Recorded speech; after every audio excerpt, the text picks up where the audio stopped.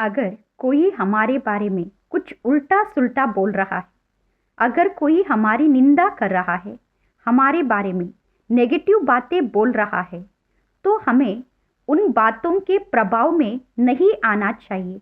हमें सदा स्थिर बुद्धि वाला आत्मा बनना है, मन को स्टेबल रखना है, मन को स्थिर रखना है, क्योंकि जो व्यक्ति हमारे बारे में उल्टा सुल्टा बोल रहा है वो उस व्यक्ति का संस्कार है। किसी का निंदा करना उस व्यक्ति का संस्कार है, इसीलिए वो मेरी निंदा कर रहा है। या नेगेटिव बोलना उस आत्मा का संस्कार है, इसीलिए वो आत्मा मेरी निंदा कर रही है। और उसके साथ साथ उस दिन उस व्यक्ति का मूड ठीक नहीं है। उस मूड के आधार पर, उनके मन के स्थिति के आधार पर वो मेरी निंदा कर रहा है।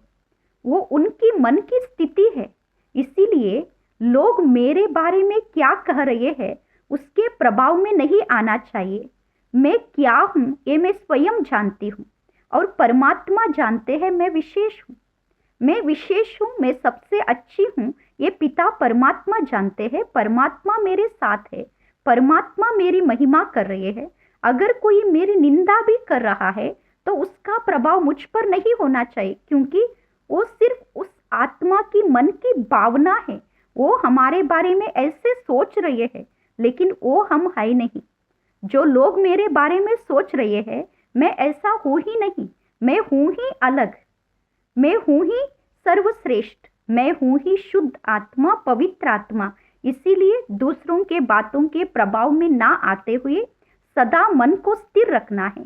मन को सदा स्थिर रखेंगे। किसी की महिमा की बातें या निंदा की बातें सुनने के बाद भी अगर हम स्थिर बुद्धि वाले बनेंगे, मन को स्थिर रखेंगे, तब हम सदा खुशी में रह सकते हैं।